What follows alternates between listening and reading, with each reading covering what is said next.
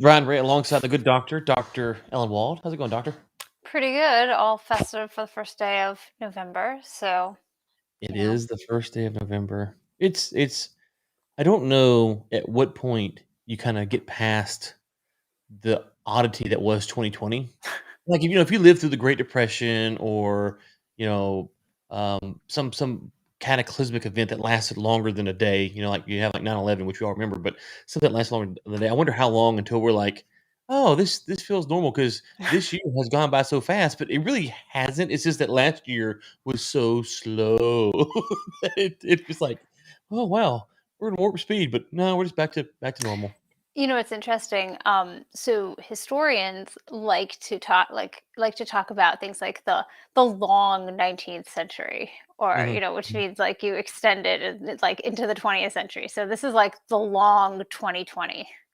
There you 2020 will go. last until like 2030, basically. Yeah, But we're the long 2020. yes. Okay, that's fair. I can do that. I can do that. So, Dr. Wald, I meant to send you a note about this. I don't know if you saw it or not, but I believe it's Goldman Sachs come out and said that we are almost back to pre-pandemic oil levels, and they expect us to exceed it by the Q1 of 2022. They were talking about oil demand, I assume. Yeah, they say we're at 100 million barrels a day right now. They say we are at 100 Right million there, we're barrels a right there to day, snap. Yeah. which is interesting because we're definitely not back to normal in terms of jet fuel. So we are using those That's barrels elsewhere. Yeah. So that's what they said. They said that they expect the international jet fuel demand to go over. To come back, and when that happens, that's going to push it over the 100 million barrels. Really?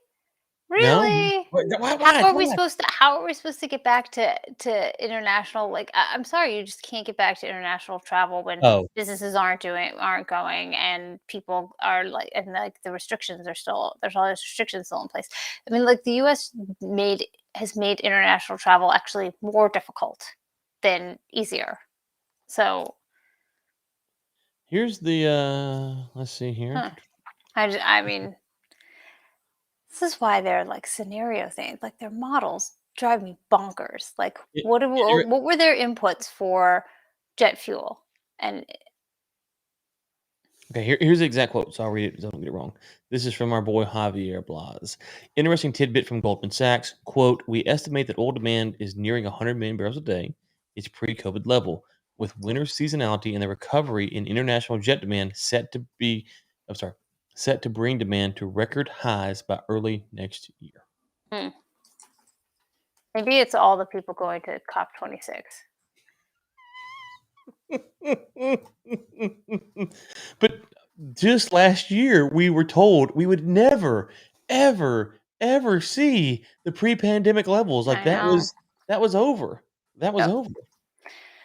Yeah, I mean, I think Aramco had us coming back at some point in 2022. I think that's what their forecast showed. Mm-hmm. Mm-hmm. So, anyways, just for those keeping Hmm. score at home, this podcast never, ever, ever, ever. We don't make forecasts usually, but we did make that one, and we were Hmm. right. So Goldman, we got one for us. Okay, let's get into it. Um, U.S. Energy Secretary blames OPEC cartel for Hmm. higher petrol prices, according to the Financial Times. Oh, to OPEC, is OPEC to blame? You know, is OPEC to blame? I mean, I think if you're the Biden administration, then you definitely want to blame OPEC, because OPEC is to blame for everything. Like, OPEC is to blame for, the fact that I burned my dinner. It's like the global supply chain. OPEC I is just like wonder. the greatest, Right, all-purpose villain.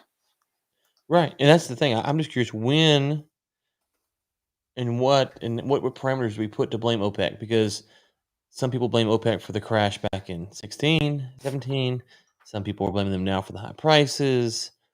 I mean, I mean, look, they're adding barrels. Yeah, they're definitely keeping barrels off the market, but they're not the only oil producer out there. The US has also got like 2 million barrels off the market from where we were in the beginning of 2020. So, mhm. how is that not a factor? There's also sanctions on Iran. There's also sanctions on Venezuela. This is not just an OPEC issue. And as a lot of people pointed out, there's inflation. Really? Yeah, I It's know. transitory, don't worry, though. It's transitory, yeah, of course, exactly. But you print a lot of money, and prices of things are going to go up, and that includes the price of energy. So, how Mhm. much of the increases in price of oil is also just due to these monetary policies? So, you roll it all up into one, but there's also demand is somewhat to blame too, and you know, uh, does OPEC play a role? Yeah, OPEC is playing a role, but it's just one role.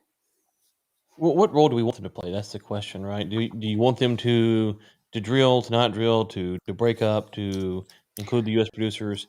I kind of gauge high oil prices when it's putting it into effect on the consumer, not by the price, but when I hear consumers talking about it, right? Which is anecdotal evidence. I'm happy to admit it's anecdotal, but I am now starting to hear people mention um, high gasoline prices, and I'm starting to hear it kind of consistently, like, "Oh my gosh, I filled up the other day, it was $85," or, "Did you see the price of the pump?" Or start comparing. I drive a diesel truck, start comparing, "Hey, what's the price of diesel compared to gasoline?" Like, when those conversations start to happen, that's when I'm like, "Okay, now you start to see, um, consumers are gonna be concerned about this. They're actually talking about it." Where, Yeah, if the prices are high and no one's talking about it, then they're not really being impacted. When they start talking about it, that's when they're starting to feel the squeeze, and so yeah, prices have been high long enough where consumers are gonna start talking about it going into the holiday season. yeah. And I think that that's also a factor as people are driving more than flying at this point. I mean, I know that Goldman Sachs seems to think that jet fuel demand is going to be up, but I think that I mean, I haven't looked at the TSA screening numbers lately, but I don't think we're quite back to where we were. And so I do think that with the holidays, and also with a lot of schools giving off for a whole week for Thanksgiving this year, that we're definitely going to see more people on the road and than necessarily flying. And that's a factor in increasing demand, which and also more people being aware of how much they're spending on gasoline. But also, I think that more people are become aware of how much they're spending on gasoline when prices for everything are going up. So they're also aware that they're spending a lot more on a box of cereal, or at least Mhm. that the boxes of cereal have gotten smaller. I don't know if you Oh, bought Cheerios anytime soon, but yeah, they're what is it called? Shrinkflation, I think shrinkflation, some people call. yes. Yeah, Shrinkflation, that's yes. It's real. so. It's crazy. Like, there's a Oh, have yeah. you seen the bottle of the box of the noodles? It's the same Yeah. thing, and it's like, if you look at the ounces, it's just that's the only thing that's Oh, yeah. changed. Oh, yeah, I went to buy Cheerios the other day, and I was like, "This box is a lot thinner than my last box. Mhm. Where Mhm. did all the Cheerios go?" Mhm. So there's I think people are more aware of that. Also, I think people are seeing their utility bills rise, and so they start to see that, and then they start thinking more about gasoline and everything all in one. So even if it's not like a huge jump, I mean, even if they're not paying the same prices they were paying in, say, like 2012 or 2013, it's still having an impact on the wallet. And I think that it's obviously a lot easier to blame OPEC than to blame themselves. Mhm. Um, but it's not, I don't think it does anything for anyone. Like, what are you going to do? Get people out there like demonstrating down with OPEC? I mean, no one's, they can say this is OPEC cartel. They're being so evil and Mhm. villainous, but that I don't think that's going to score them a lot of points here. Well, and I don't know the term for it, you might. There's a term, like, if you wanna go buy a new car and you're like, "Hey, I wanna go buy a" I don't know, insert whatever it is here. All of a sudden, you tend to notice that you see those cars everywhere, right? And there's actually a Hmm. term for I can't remember what it is. Well, that's kind of what we have as well. Is that not only are the gasoline prices high, you have inflationary food products, as you mentioned, but then you have the supply chain. So there's so many things going on that people, I think, are also looking to see where they're getting squeezed. Is my power bill up, or why is my power bill up, or the Cheerios are smaller, or the gas. So they're kind of tuned into it, which then compounds the effect. So if you had high gasoline prices, but everything's going well, you might not think a lot about it. But if you hear in well, there's supply chain issues, and the gas might spike, and oil might spike, and then you're constantly looking at Hmm. which you would think would impact consumer concerns going into the holiday season. I guess we'll see. Yeah, I guess we will see. I think also one of the interesting things, at least that I've noticed, is so people tend to pay much higher electricity bills in the summer. It's Mhm. a national phenomenon. Electricity prices are go up in the summer and tend to go down in the winter. But last summer, and I'm kind of previewing, I'm actually writing a piece on this for Barron's that should be published later this week. Last winter, electricity prices did not drop, and I think that we are looking to see that kind of a phenomenon that happen again, and possibly even go up, and that's a serious dislocation in the energy market. Like, this was the normal pattern for like over 20 years, was goes up in the summer and down in the winter. And if people are banking on their utility prices dropping this winter, I don't think they're going to see that, and that's another serious issue. Don't worry, the Nasdaq and S&P will still hit all-time highs, so no need to Of no course, sell no your need to worry stocks to here. pay your utility bills. Okay, we'll touch on this briefly here. Oil rally cools on unexpected supply rise at U.S. storage hub. Okay, yeah, I mean, it's not enough to do anything, right? Well, what was interesting is it's interesting. Actually, that was not the article that I had wanted to pick. Did they like change the article? That's so weird. I had oil rises on speculation that OPEC may spurn Biden's appeal on output, but got a totally different article. Okay, apparently that wasn't the article I wanted to talk about. Let's talk about OPEC maybe spurning Biden's plea. And what is exactly Biden's plea here? Because it's what I thought was interesting is he gave this like weird kind of veiled threat, like, we're going to do something if they don't Right. raise output. And it was kind of like, what? And then I saw a lot of people online were like, oh, he's going to drop sanctions on Iran. And I was like, like, is that really what he's talking about? Or are they talking about an SPR release? So what do you think?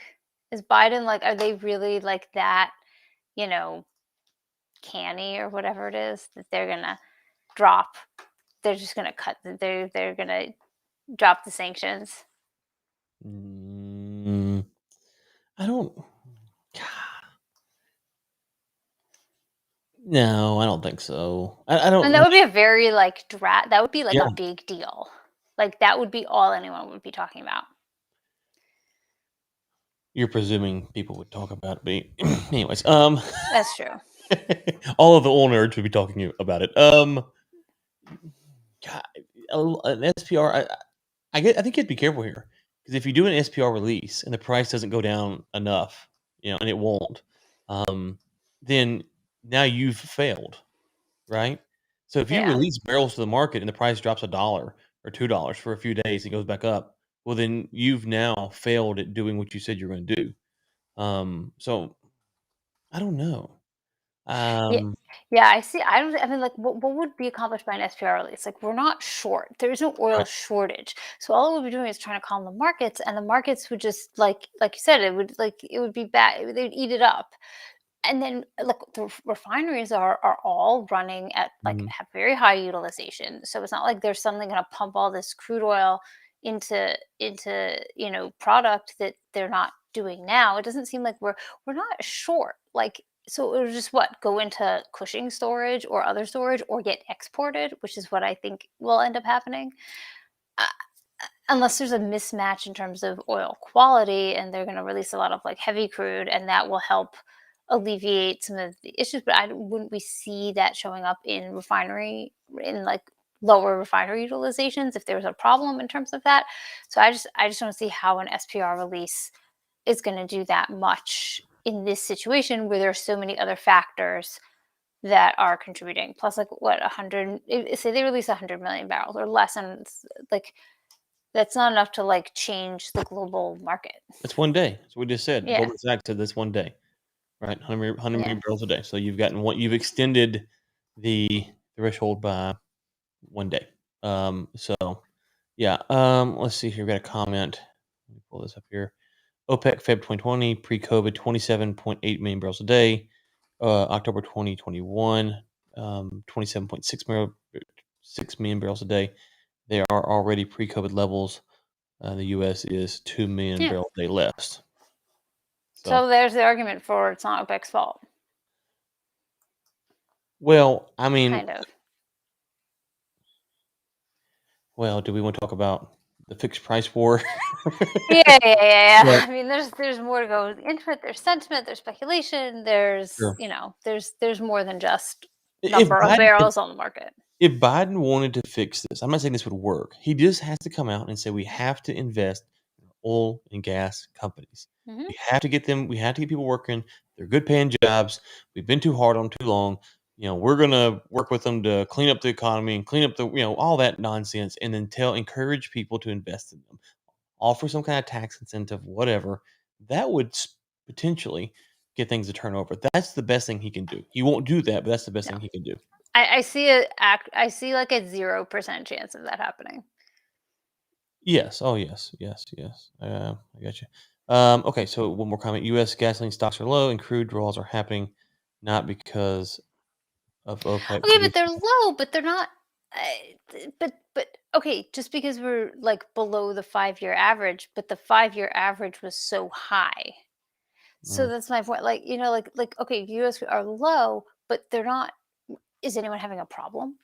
Is there a shortage anywhere? Are people like are people bidding each other up to get their hands on gasoline? I don't know. I'm not, are we seeing that? Yeah. And to be clear, we're not blaming OPEC. I don't know if you caught the end of it or not. We're actually thinking, at least my stance is that Biden's he's trying to ignore, and this is where you get into this whole problem of the narrative of 2020, which is the government does not want to take responsibility for their impact on the economic downturn, because if they do, then the questions have to be asked. So you had to kind of play this game like 2020 happened only because of the virus, and not because we overreacted, or not because we shut down, or not because we did this, not because we did that. Because once you start saying that, then you hold some liability for what happened. So they're in a weird spot, and I think the Trump administration, just to be clear, would be in this same spot. It's not a They would be having to figure out how do you message this, because they are just as responsible for some of these problems as OPEC, as the fixed price war. It's a very complicated issue that got us here today. A lot of people and a lot of moving parts. So, okay, let's move on here. Here's an uplifting story. Prince Charles calls for a warlike footing in climate change fight as world leaders fly on gasoline burning vehicles to meet instead of zooming. I'm sorry, that wasn't part of the headline. I just added that. Did you Yeah. see the Biden's motorcade pulling in? Oh my god. I know. I think he's responsible for like the jump in gas, just Yeah. like there, yeah, in gasoline demand. We do have the If he actual was serious, why wouldn't they have all come in on like EVs? Zoom. You Yeah. know? Okay, here we go. Here we go. Here's the Ah, this is the yes. clip. Listen carefully to this. To create the Hold on, wait, I can't see the thing. Oh, there it is. Back it up here. Yeah. So, ladies and gentlemen, my plea today is for countries to come together to create the environment that enables every sector of industry to take the action required.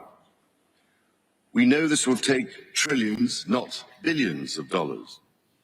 We also know that countries, many of whom are burdened by growing levels of debt, simply cannot afford to go green. Here we need a vast military-style campaign to marshal the strength of the global private sector. With trillions at its disposal, far beyond global GDP, and with the greatest respect, beyond even the governments of the world's leaders, it offers the only real prospect of achieving fundamental economic transition. Okay, let's stop there. Okay. So this is what I heard. I heard him saying there are lots of countries out there that can't afford to go green. So we're going to get a whole bunch of companies that make a ton of money to donate their money, and so we can have a military style campaign to force them to do what we want. Mhm. Am I reading that wrong? Go- All while, by the way, wearing his poppy to commemorate the all of the fallen soldiers from the Great War that was fought between Britain and France and their allies against Germany and the Austro-Hungarian Empire. And like, I mean, seems a little bit hypocritical to like be calling for a great military style campaign. Well, okay. My previous comment was if Biden wants to fix the problem, he should come out and encourage people to invest, right? He should talk about the need for to get these things done. This is the opposite of that messaging, right? But I mean, if you are a not a small mom and pop, but you're a good sized oil and gas company, and you hear this, what do you think? How do you respond? If you're BP, if you're Shell, what are you going to come out and say? Your BP and your shell, you just hope that you just keep doing what you're doing because you're already like playing their game. If you're anyone else, you look at it, well, I mean, look, if you're Saudi Arabia, you're like, what the heck? They don't know what they're talking about. But it just seems to me like he's like calling for people for like force. Like we're gonna turn off the lights. I mean, how is this different from basically saying like we're gonna turn off your lights if you don't do what we want, and you have too much debt, and you don't do what we want, we're gonna like what invade you? It's like the return of the British Empire. Yeah. Well, and the one thing he did hit on the nose was that there are plenty of countries around the world who cannot afford to do this. So, Yeah, like you said, including the he goes United States, but then Britain and everyone. But yeah, I mean, there's also like a lot of countries like in the developing world who, yeah, they can't afford it because you know, and we've talked about this a lot, so I'm not going to repeat sure, but all of that. But usually you don't hear that kind of a open admission. It's kind of just like, oh, we can all just pull together and do this. It's like, no, no, no, no. There it is. You can't do it. So where does this leave oil and gas producers? Because this you talk about high prices, we need more drilling to get the prices down, but this is the messaging when all the world leaders are getting together, or at least part of the messaging. How can they respond? here's what I would tell oil and gas producers. I would say, look, yeah, this is what's in the news now. Yeah, you're going to see a lot of like India pledges to go carbon neutral by 2070, Saudi Arabia by 2060, stuff. But look at what's actually going on at this, and I'm going to call it a festival, which I admit that I stole that term from Tracy Chai Girl on Twitter. She decided it's really more of a festival, and I agree. This isn't really a summit; it's a festival. Anyway, I think that you have to say, look, okay, who's not there? Xi Jinping is not there. Vladimir Putin's not there. The Brazilian president, Jair Bolsonaro, is not there. MBS is not there. In fact, no one from the Gulf is there except for Qatar, I think. The Emir of Qatar is there. So the UAE is not there. You've got some of the biggest oil and gas producers and consumers who these are world leaders and they didn't even bother to show up. And I made that point on a broadcast, and someone kind of pushed back, and they're like, well, but they're sending their teams. Yeah, they're sending their teams. Come on, everyone's sending a team. Like, you can send a team. But the fact that if you're not making a personal appearance there, it says you don't really care what Right. comes out of this, or you don't care to make to bring your personal force and your personal presence to these proceedings, which tells me that you think that the world is going to continue on as it is, and you don't need to even have a seat at the table. Essentially, it's not even worth it for you. Which I think is indicative of, there's rhetoric, and then there's people want to keep the lights on, and they want to charge their iPhones, and they want to get in their car, and they want to fly on a plane and run the refrigerator and all those things, and fossil fuels are still needed for that. So I wouldn't worry so much, honestly. And I I mean, want if you're in the US, you got to worry because like who knows what the Biden administration is going to do, but as a global phenomenon, I'm not really like, I think that says something. and I want to say I saw a headline that says Xi Jinping hasn't left China in 21 months. Did I read that? Did you see that? I did see that, yeah. Was he trapped at Disney World, Disneyland, Shanghai Disneyland? Did you see that? No, I didn't see that. Apparently that wasn't true. Okay, so Bloomberg had this thing that was like they found a case of someone went from Hangzhou province to Shanghai Disneyland, and then they locked everyone in Disneyland so they could test everyone. But then, I saw it, and then on Twitter, someone was like, "Actually, that's not what happened." He was like, "No, they just made you test to get out, and most people were staying late for fireworks, so it created these huge, really long lines." Mm, Which is different from like we're locking everybody we're in locking until, you. yeah. There's It's like Slight Although difference. it's the happiest place on earth, right? Especially when 51% is owned by China, right? It's more than 51%. I can't remember what it is, but yeah, it's always funny when you get to the China stuff, just kind of how all that actually shakes out, what's actually going on there. But no, I didn't realize that Xi Jinping hadn't left China in that long. That was kind of a stunning number. For some Yeah. reason, I thought he went somewhere last year, late last year, but or early this year. But I guess Well, not. they've got an issue. They've got the Olympics coming up. You're an Olympics person too? Like you like the Olympics, don't you? I mean, I watched a lot of the Summer Olympics, I'll admit. I used to be a huge figure skating fan. Hmm. So I like to watch that and like I don't know, it's just it's kind of fun. I don't know. But Yeah, I think that there's like I think that they are under a lot of pressure to they want to have like a zero COVID Olympics or something like that, which I think is insane. But yeah. I'm wondering how much of their posturing has to do with COVID versus how much of their posturing is keeping people out to criticize them. Right. Because if you bring up, because they don't, I think they cut the media out, if I remember correctly, right? I I wouldn't be surprised. Yeah, I think they cut the media out. So if that's the case, then the last thing you'd want is a bunch of media members running around China asking questions about the last 18 months and putting that in the Wall Street Journal or wherever. So we shall see. So I see John is there in the back room. I guess we're waiting on his partner in crime, and then we will bring them in here in just a second. Whoops, I messed it up. Anyways, so yeah. So your review of COP26 is you're not impressed. That's the I'm takeaway. just not. I just it's such a hard time being impressed by these commitments that are not really commitments and everyone's like, "Oh, this," and then it never ends up getting done. I think it would be so much better if they would just sit down and look at the situation for what it really is, talk about ways that are actually effective to cut emissions and ways that, that are both viable and realistic and also how to encourage like if we had a major like increase in nuclear power, I mean that's something that could be facilitated through these kinds of global agreements in the UN, and that could actually help reduce emissions. But it's like becomes this like weird festival of like who can out environmentalize the other person. And it's Well, also like you have all these groups coming in and they want to get money for this thing. It's just like another, like like it's a different Davos or whatever they call that thing they go do. So we'll bring yeah. in John here now. Let's see here. John, there you are. Oh, How's it going, brother? hey, how you guys doing today? Hey, good afternoon. We're Yeah, it's a good. nice sunny Monday morning. How are you guys doing? What's the weather like out by you guys?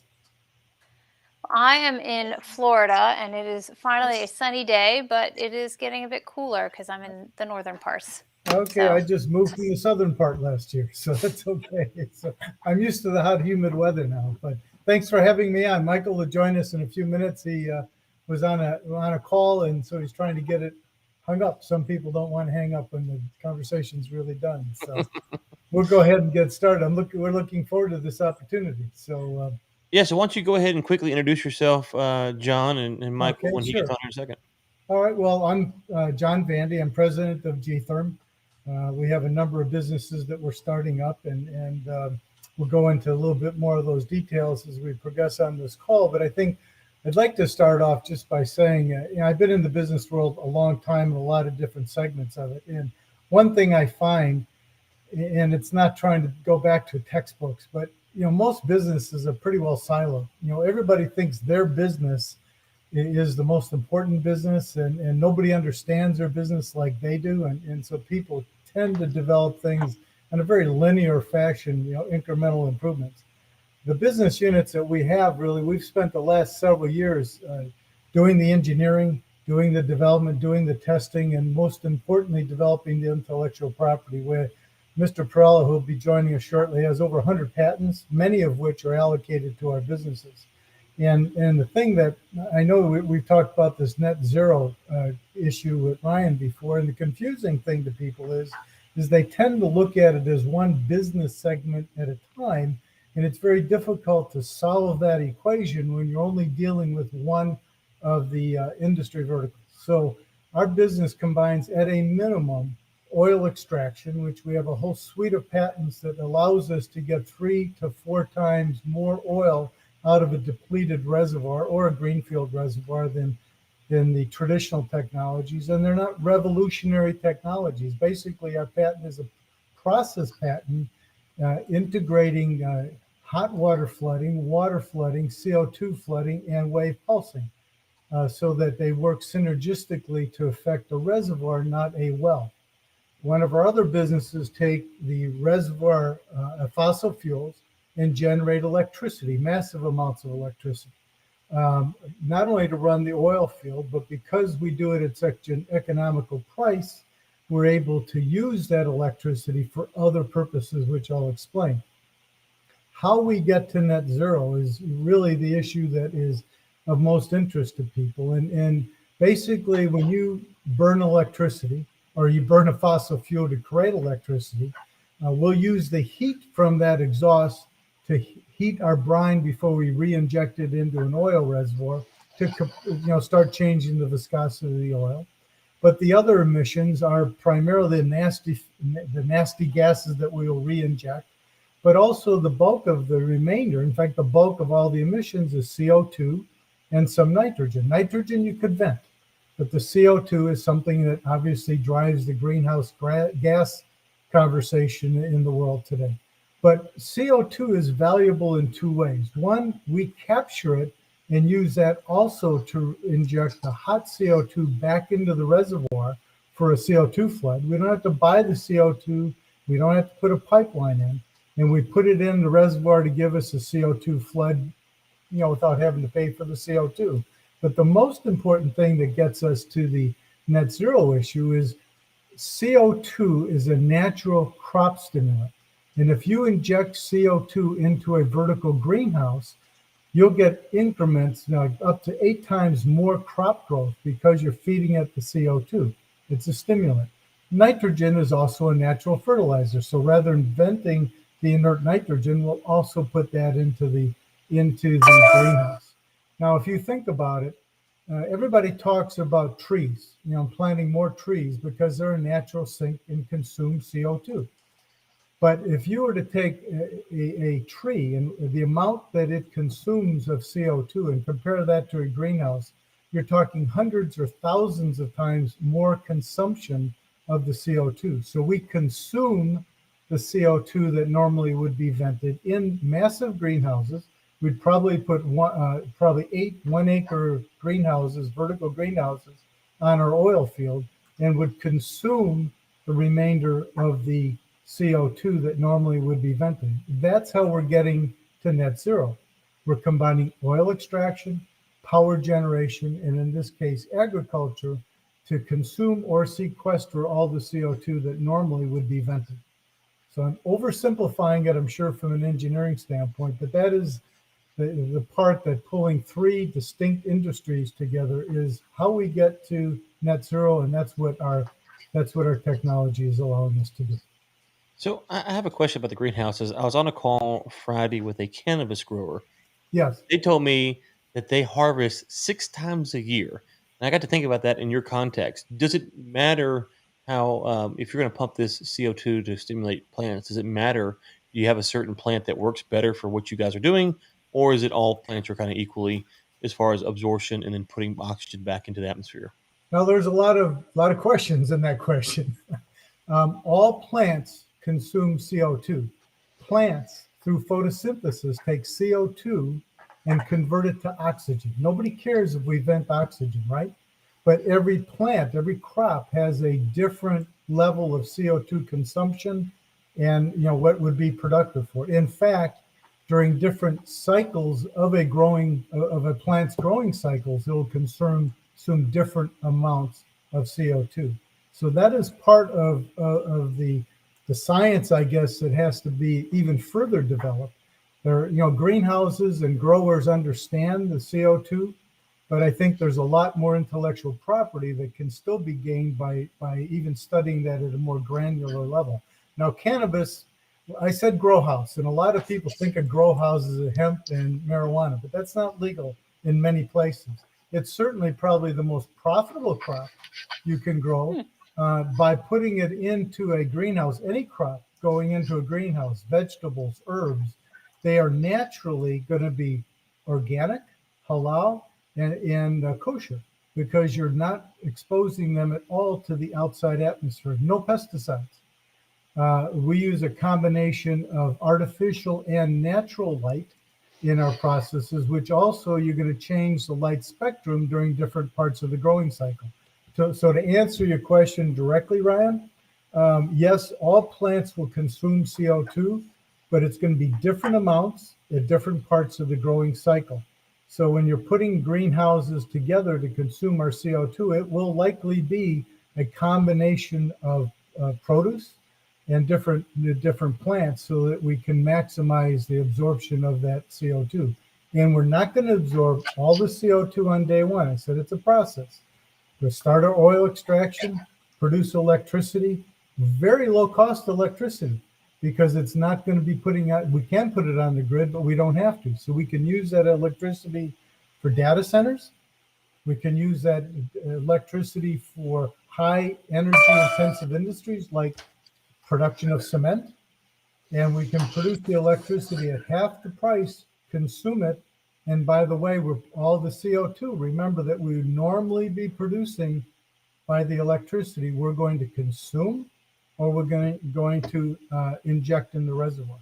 So it's net zero, meaning you could have a cement plant, which is I think almost 1% of all the CO2 emitted in the country or in the world comes from just cement production.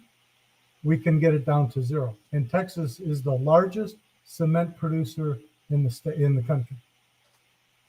I'd like to kind of follow up on some of this, because we've talked other times on this podcast a little bit about how the use of maybe small modular nuclear reactors can kind of be used to create these segmented power systems where you can kind of operate outside the grid. And it sounds like this would be a really another way to do this, to provide sources of electricity that are not reliant on the rest of the grid. I know we have a lot of listeners who are really into cryptocurrency. Maybe you could talk a little bit about how this can be used in mining cryptocurrency, particularly because that is seen as a very energy intensive and environmentally negative process by many. Well, it's interesting that you ask. I told you that if we're producing electricity, we would use it in high impact, high demand applications. Bitcoin mining centers are huge in the amount of electricity that they consume, more so than a traditional data center. The pilot location that we have planned for this in Texas happens to be in Guadalupe County. And there's demand for Bitcoin mining centers there. We've already evaluated the ability to generate power. We can start with 32 megawatts and get close to 200 megawatts in a year. And we can do it again clean. The other irony is that we can produce a clean operating data center, because it's going to be off the grid. It's not going to be consuming or producing any CO2 as a result of the energy consumption. We also have patents on a unique process to cool the data centers. Most bit miners now use immersion servers for cooling. We have a way to cool it with minimal electricity using an extension of a geothermal concept in a patent that we have. So yes, we're very much looking into that. Even have looked at installing a sonic loop to bring it to our property to give dark fiber access. So do you see the Permian as the new home for both fracking and Bitcoin mining? Well, actually, Go hand in hand. Our oil extraction process does not require fracking, does not require chemicals. And if there's any flaring, we eliminate it, because that gas is a waste of energy. So yeah, our system could be used in the Permian. They're doing some carbon capture out there, which is a very, I'm biased. I think that's a big expense with little return. If we're looking at more depleted fields that are under the radar, so we can acquire them more economically. And our system works with both heavy and light oil. But again, we can get 2 to 4 times the oil out of a reservoir that's technically considered depleted. So that's really good economics for us. Yeah, so my next question was really how would you compare your system to the kinds of technologies that they're talking about for carbon capture? Maybe you could just elaborate a little bit more on the differences between what you're doing and some of the carbon capture techniques that are out there today, or at Well, least being talked about. the carbon capture from either from the air or from power plants captures the carbon, and then you have to answer the question, what are you going to do with it? Most people try to put it into a pipeline. Some of them are starting to use it for enhanced oil recovery. I'm not aware of anybody really using it from a consumption standpoint. So we consume the bulk of that carbon, and we're capturing it in traditional ways, but we're also using it to re-inject to stimulate the oil. And like I was talking about silos, the oil industry, as you mentioned, the Permian is capturing it. But from my knowledge, you're trying to use it for enhanced oil recovery, which is not bad. But you get about 3 times more tax credits or credits for consuming CO2 than you do for sequestering. So we like both sides of that economic model. I'd like to add a little to that. Hi, I sorry I joined in a little late. Here I am. The most effective, cost-effective way of absorbing carbon from the atmosphere is photosynthesis. That's why everybody's worried about the Amazon forest so that plant growth absorbs a tremendous amount of carbon dioxide. And if you use it properly and stimulate the plant growth with CO2, you get 30 to 60% more plant growth. So we're taking the carbon dioxide and we're stimulating the plant growth and turning it into oxygen. Well, all these absorptive methods that you're talking about now are high capitally intensive methods of capturing the CO2. What do they do with it after they capture it? Right? Well, we feed it to plants so they can eat it and turn it into oxygen. So we have a natural process of feeding the plants, generating O2 and eliminating the CO2. We don't collect it, we use it to stimulate plant growth. So we help the food growing industry by getting 30 to 60% more produce. We get rid of the CO2 with the most effective way possible, which is photosynthesis, and we don't store it or throw it away or do something with it. Okay, whatever we don't use for plant growth, we sequester into the oil field for enhanced oil recovery. All right, so we have a balanced system. The only way to really attack the CO2 problem is with a balanced set of processes that accomplish the objective. It's not one single process. It's a combination of processes that allow us to solve the problem. So Ellen and I were talking before y'all came on about obviously we need increased oil production, and oil demand is going up, not down. Part of the problem we're seeing in the U.S. is they're having, we hear this across the board, is they're having trouble getting capital infused into their company to fund new drilling programs. So you guys your kind of claim is twofold: is that A, you can get a better return on drilling through your processes, but 2, you can do it in a more ESG friendly way. Have you guys seen investors respond to that more favorably? Because it seems like no matter what the U.S. producers do, they're struggling to get capital at this point. I would say there's a couple of things I want to say. Right now, oil and coal and anything that has to do with fossil fuel is a bad word.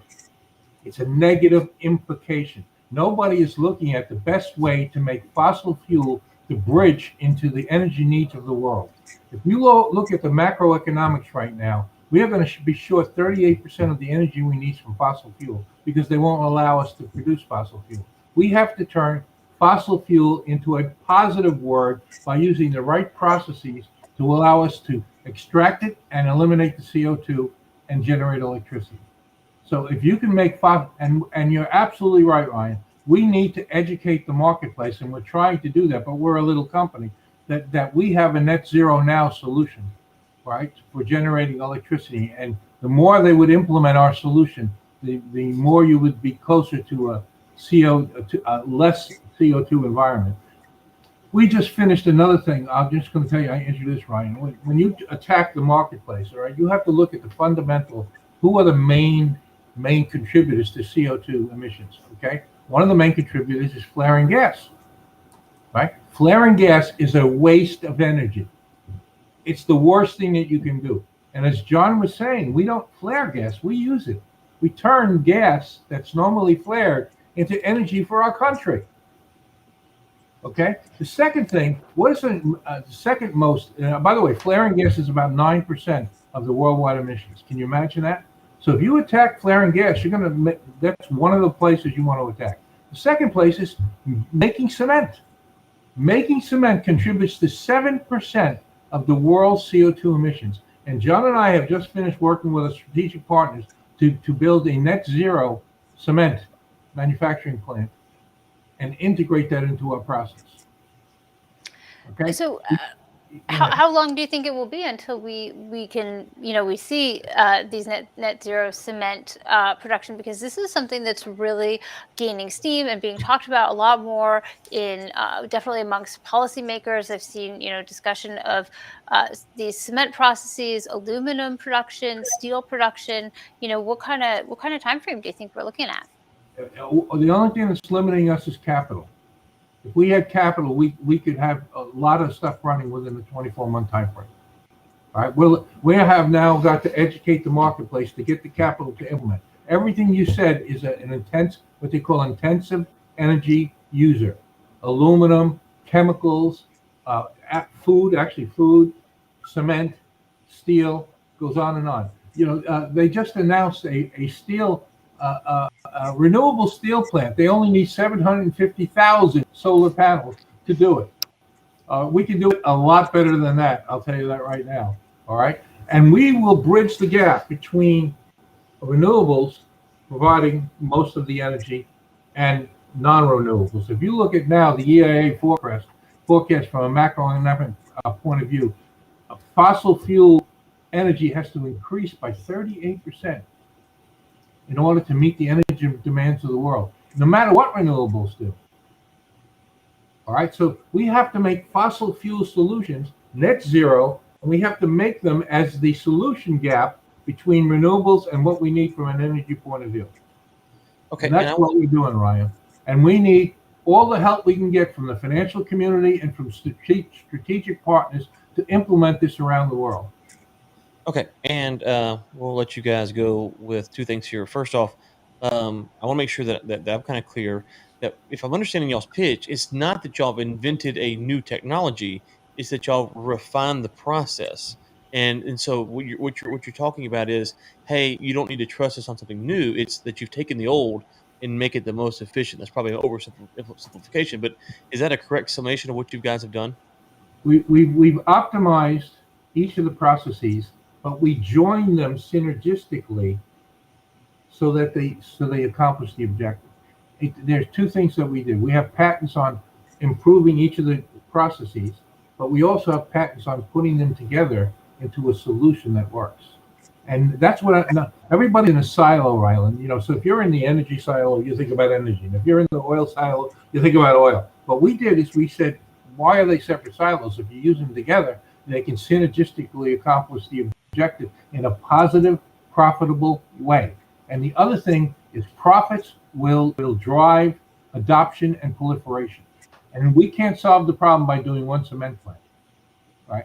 If you're going to change the world stage, you got to get cooperation. You got to make it profitable so that companies will implement on a worldwide scope to solve the problem. You're not going to solve it in America. You're going to solve it on a worldwide scope. So we need a lot of strategic partners. We need a lot of capital, but it's all highly profitable.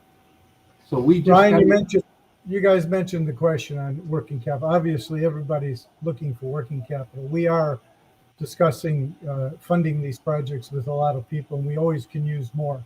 I'll tell you, in the last several months is when we've started going more public. We've had our intellectual property, and we feel very protected now. But already in the last couple of months, we've had financial institutions reach out to us about funding about using green bonds or other vehicles. And we're in early discussions, but we're very hopeful with that. But if any of the listeners out there want to get involved, we're more than happy to make it very worthwhile to anyone. But we are seeing, a lot of play and a lot of excitement on it. But I would also like to say, I said it before to you, Ryan, we really want to start this process in Texas. we've got a field and we've got a location that I think is ripe for this. But we're in discussions with countries and people all around the world that are looking to solve these same problems.